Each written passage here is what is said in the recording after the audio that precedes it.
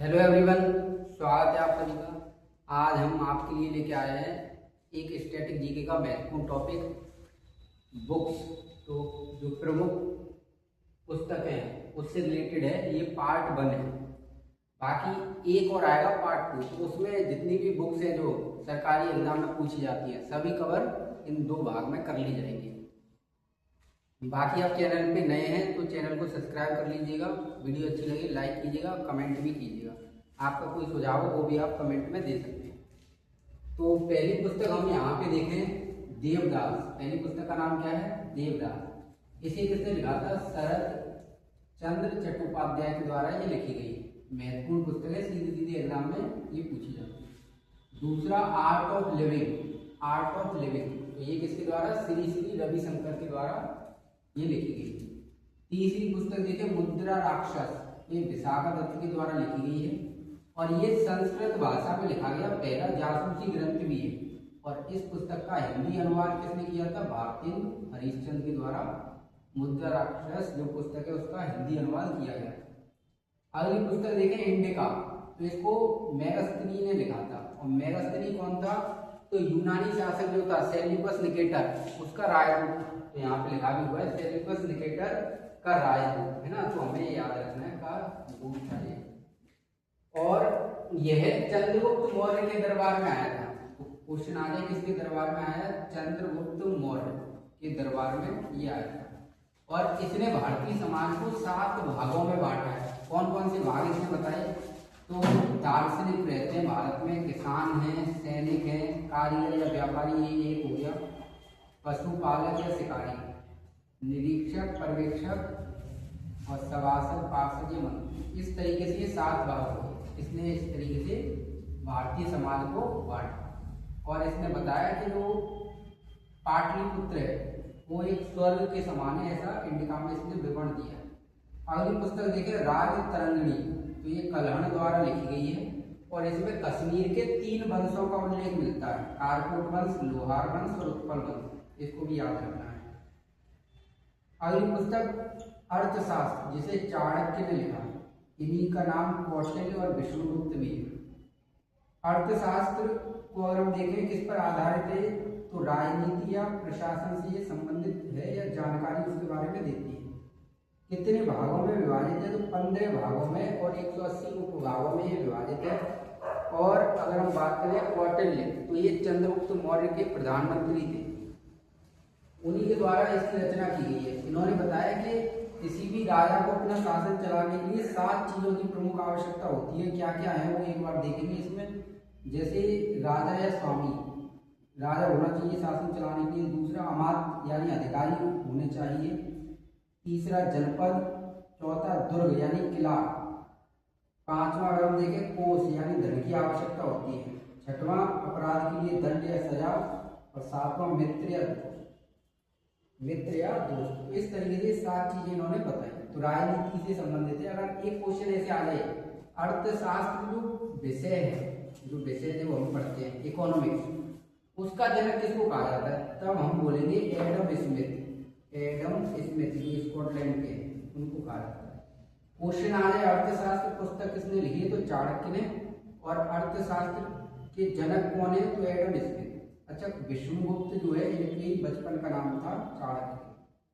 अगली पुस्तक देखें, हर्ष चरित्र या कादम्बरी। इसको लिखा है बाणभट्ट के द्वारा। बाणभट्ट के द्वारा। पंचतंत्र हाल ही में उत्तर प्रदेश पुलिस के एग्जाम में पूछी गई है, तो विष्णु शर्मा। विष्णु शर्मा। अष्टाध्यायी, ये पाणिनि। अष्टाध्यायी के लेखक कौन है? पाणिनि। इधर कुछ पुस्तकें लिखी जैसे तुगलकनामा, आशिका नूर सिपेर। तो इनमें से तुगलकनामा सबसे ज्यादा पूछता है। ये अमीर खुसरो के द्वारा लिखी गई है। हाँ भाई, अमीर खुसरो जिनको तोता हिंद के नाम से जानते हैं, इनका जन्म पटियाली कासगंज में हुआ था। अमीर खुसरो को तबला, सितार और खड़ी बोली का जनक भी कहा जाता है। अगली पुस्तक हम देखें, रेहला। तो ये यात्रा वृतांत है। ये क्या है? यात्रा वृतांत। यानी जो अफ्रीका का एक देश है मोरक्को, तो मोरक्को का ही एक यात्री होता है, वो अपने घर से निकलता है और कहाँ कहाँ वो यात्रा करता है, उसी के बारे में इसने लिखा है। इसी वजह से रेहला क्या है? एक यात्रा वृतांत है। और ये कौन है? इब्न बतूता के द्वारा इसको लिखा गया है। किस देश का निवासी था इब्न बतूता? का मोरक्को देश का निवासी था। इसने इस पुस्तक को अरबी भाषा में लिखा है और किसके दरबार में आए भारत में? मोहम्मद बिन तुगलक MBT के दरबार में आया था। कब आया था? 1333 ईस्वी में मोहम्मद बिन तुगलक। और भारत के बाद ये गया था फिर चीन। अगली पुस्तक देखें मिलिंद पनोह। मिलिंद पनोह तो ये लिखी है नागसेन के द्वारा। ये कौन थे? बौद्ध भिक्षु था नागसेन। इसमें किन दो व्यक्तियों के बीच वार्तालाप का उल्लेख मिलता है? एक तो है यूनानी शासक मिनांडर और दूसरा जो बौद्ध भिक्षु है नागसेन। इन दोनों के बीच में जो बातचीत हुई है उसकी जानकारी जो है मिलिंद पनोह में मिलती है। अगली पुस्तक देखें बुद्ध चरित्र। इसके रचयिता है अश्वघोष। अश्वघोष कनिष्क के दरबार में रहते थे। कनिष्क वही जो कुषाण वंश का शासक था और कुषाण वंश जो है यूची जनजाति से संबंधित था। तो कनिष्क के दरबारी हम बोल सकते हैं कवि कौन थे? अश्वघोष। और यहाँ पे ये भी याद रख सकते हैं कनिष्क ने 78 ईसा पूर्व में शक संवत की शुरुआत की थी और रेशम मार्ग पर भी कब्जा किया था। रेशम मार्ग पर कब्जा भी किया था कनिष्क ने। अगली पुस्तक है चरक संहिता। तो नाम भी आ रहा है, पहली पुस्तक की किसके द्वारा लिखी गई है? चरक के द्वारा। और ये कौन थे? तो कनिष्क के राजवेद थे, है ना। तो ये आयुर्वेद से संबंधित सबसे प्राचीन पुस्तक है चरक संहिता। इसमें कितने अध्याय हैं? तो 120। और कितने खंड है? तो 8 खंड है इसमें। अगली पुस्तक देखें सुश्रुत संहिता। तो ये किसके द्वारा? सुश्रुत द्वारा लिखी गई है और यह आयुर्वेद से संबंधित है। आयुर्वेद से। और किस काल में लिखी गई? तो गुप्त काल में लिखी गई ये सुश्रुत संहिता। अगली पुस्तक का नाम है हुमायूं नामा। फारसी भाषा में लिखी गई है। जो मुगल थे उनकी दरबारी भाषा फारसी थी, तो उसी भाषा में इस पुस्तक को लिखा है। किसने लिखा है? गुलबदन बेगम। गुलबदन बेगम ये कौन थी? तो ये बाबर की बेटी। और किसके कहने पर क्वेश्चन आएगा? हुमायूं नामा किसने लिखी है? तो गुलबदन बेगम। किस भाषा में? फारसी। कौन थी ये गुलबदन बेगम? तो ये बाबर की बेटी थी। और किसके कहने पर क्वेश्चन आ जाए हुमायूं नामा का संपादन गुलबदन बेगम ने किया? तो सही आंसर होगा अकबर। अकबर के कहने पर लिखा है।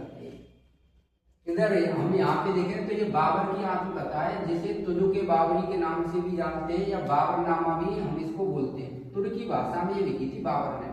आत्मकथा का मतलब होता है जब कोई व्यक्ति अपने बारे में खुद लिखता है तो उसको ऑटोबायोग्राफी कहते हैं। ये बाबरनामा बाबर की आत्मकथा है।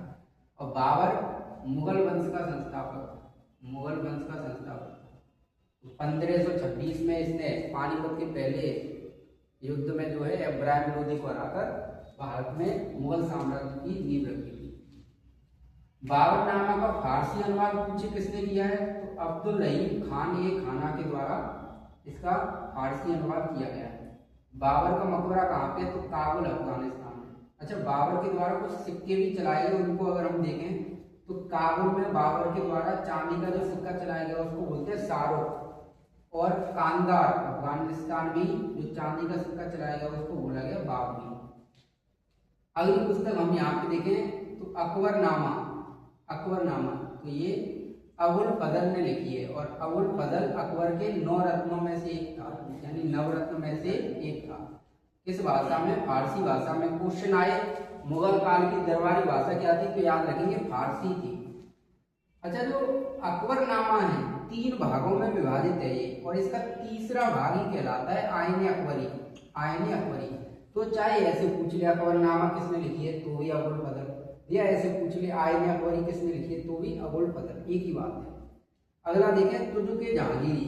तो नाम भी आ रहा है इसमें, जहांगीर की आत्मकथा है, यानी जहांगीर ने अपने बारे में किसमें लिखा है? किस भाषा में? फारसी। और याद रखेंगे जहांगीर के बचपन का नाम क्या था? सलीम था जहांगीर के बचपन का नाम। अगली पुस्तक है नाट्य शास्त्र। भरत मुनि के द्वारा ही लिखी गई है और इसमें भारत के जो 8 शास्त्रीय नृत्य हैं, शास्त्रीय नृत्य उनका उल्लेख है। जैसे कुचिपुड़ी, मोहिनीअट्टम, कथक, भरतनाट्यम, सत्रिया, इस तरीके से जो 8 नृत्य रखे हैं शास्त्रीय नृत्य, है ना, क्लासिकल डांस, उनका उल्लेख इसी में मिलता है। अगली पुस्तक है कामसूत्र और नारद स्मृति। तो इसको लिखा है वात्स्यायन ने। किसने? वात्स्यायन ने। अगली पुस्तक देखें हितोपदेश। तो ये नारायण भट्ट के द्वारा लिखी गई है। अगली है मृच्छकटकम। मृच्छकटकम शूद्रक के द्वारा। फिर हर्षवर्धन के द्वारा कौन कौन सी पुस्तक लिखी गई है? जो वर्धन वंश का ही एक शासक था और जिसने अपनी राजधानी जो हरियाणा के थानेश्वर से कन्नौज लेके आया था, उसी हर्षवर्धन के बारे में बात कर रहे हैं। तो हर्षवर्धन की पुस्तक है नंद, रत्नावली और प्रियदर्शिका, ये हर्षवर्धन की पुस्तक है। जयदेव की कौन कौन सी पुस्तक है? गीत गोविंद और चंद्रलोक। गीत गोविंद बहुत पूछी जाती है, जयदेव की है। अगला आर्यभट्टियम, संस्कृत भाषा में लिखी गई है गुप्त काल के समय, और इसको आर्यभट्ट द्वारा लिखा गया है, आर्यभट्टियम को। बराहमेर द्वारा देखें हम कौन कौन सी पुस्तक लिखी गई? तो बृहद संहिता और पंच सिद्धांतिका, ये बराहमेर जो एक खगोल शास्त्री थे उनके द्वारा ये पुस्तकें लिखी गई। कुछ यहाँ पे पुस्तकें और हैं। अच्छा, ये पुस्तकों का पार्ट 1 वीडियो है। अब इसके बाद एक वीडियो और अपलोड होगा, उस दोनों वीडियो में सारी पुस्तकें जो एग्जाम में आती हैं वो कवर हो जाएंगी। तो यहाँ पे अगली पुस्तक देखें, पृथ्वीराज रासो, तो ये चंद्रबरदाई, इसकी है चंद्रबरदाई। किसका उल्लेख है इसमें? तो विवाह का उल्लेख मिलता है, यानी जानकारी मिलती है। संयोगिता और पृथ्वीराज चौहान या तृतीय का जो प्रेम विवाह है उसकी जानकारी इसमें मिलती है। अच्छा, संयोगिता कौन थी? तो गेहड़वाल वंश, जो कन्नौज का वंश था, गेहड़वाल वंश, उसका शासक था जयचंद, उसकी बेटी थी संयोगिता। तो उनका विवाह पृथ्वीराज चौहान के साथ हुआ था, उसकी जानकारी इसमें मिलती है। अगली देखें, देवी चंद्रगुप्तम, विशाखा दत्त के द्वारा लिखी गई है। इसमें क्या है? तो शक जो थे आक्रमणकारी, उन्होंने आक्रमण किया था ध्रुव स्वामिनी को प्राप्त करने के लिए गुप्त वंश के समय, है ना, ध्रुव स्वामिनी को प्राप्त करने के लिए। और ध्रुव स्वामिनी कौन थी? तो रामगुप्त की वाइफ थी, रामगुप्त की वाइफ थी। अब हुआ यहाँ पे ये कि रामगुप्त ने तो हाथ एक तरीके से खड़े कर दिए, तो उनका जो भाई था चंद्रगुप्त द्वितीय विक्रमादित्य, उसने बताया ध्रुव स्वामिनी को शकों से। इस वजह से हम ये बोल सकते हैं कि शकों को हराया किसने? तो चंद्रगुप्त द्वितीय या विक्रमादित्य ने शकों को पराजित किया और ध्रुव स्वामिनी को बचा लिया। और इसी कारण उसने चांदी के सिक्के भी चलवाए थे, चांदी के सिक्के भी चलवाए थे। तो हमें ये भी याद रखना, क्वेश्चन आता है, चंद्रगुप्त विक्रमादित्य ने शकों को पराजित करके कौन से सिक्के चलवाए थे? चांदी के सिक्के चलवाए। अगली पुस्तक देखें, लीलावती, ये गणित से संबंधित पुस्तक है, इसको भास्कराचार्य ने लिखा है। अच्छा, एक पुरस्कार और है जो गणित से संबंधित है, उसका नाम है एबेल पुरस्कार। पेपर में आ जाए एबेल पुरस्कार किस क्षेत्र से संबंधित है? तो गणित से संबंधित है। अगली पुस्तक जो राजशेखर द्वारा लिखी गई है, कर्पूर मंजरी काव्य मीमांसा, ये राजशेखर द्वारा लिखी गई है। हिरदोसी द्वारा लिखी गई पुस्तक कौन सी है? सहनामा, सहनामा। इधर आनंद मठ जो उपन्यास है, आनंद मठ उपन्यास, इसको लिखा है बंकिम चंद्र चटर्जी ने। और इस उपन्यास में सन्यासी विद्रोह का उल्लेख मिलता है, और जो हमारा राष्ट्रगीत है वंदे मातरम, उसका उल्लेख भी इसके अंदर मिलता है। अगली पुस्तक देखें, मीताक्षरा, इसको विज्ञानेश्वर द्वारा लिखा गया है। रिपब्लिक पुस्तक को किसने लिखा है? तो प्लूटो ने लिखा है रिपब्लिक पुस्तक को। द प्रिंस पुस्तक किसके द्वारा लिखी गई है? Machiavelli, Machiavelli, Machiavelli. और लास्ट पुस्तक अगर हम देखें इस वीडियो की, तो वो है आत्मकथा। किसकी आत्मकथा है? Adolf Hitler. हाँ, वही एडोल्फ हिटलर जो जर्मनी का शासक या तानाशाह जिसको हम बोलते हैं, उसी की रचना है मीन कैम्प, एडोल्फ हिटलर। अगर क्वेश्चन पूछा जाए एडोल्फ हिटलर का विचार क्या था, तो नाजीवाद उसका विचार था। तो इस तरीके से हमने बहुत सारी लगभग पुस्तकों इसमें कवर किया है। ये पार्ट 1 है, एक वीडियो और बनेगा इसी से संबंधित, फिर ये जितनी बुक्स हैं वो कवर हो जाएंगी। तो वीडियो को पूरा देखें, जानकारी कैसी लगी उसको कमेंट में जरूर बताएं, और कहाँ पे क्या सुधार करना है वो भी आप जो है कमेंट कर सकते हैं। बाकी वीडियो पे नए हैं तो चैनल को सब्सक्राइब कर लीजिएगा, लाइक शेयर भी कीजिएगा। Thank you for watching this video.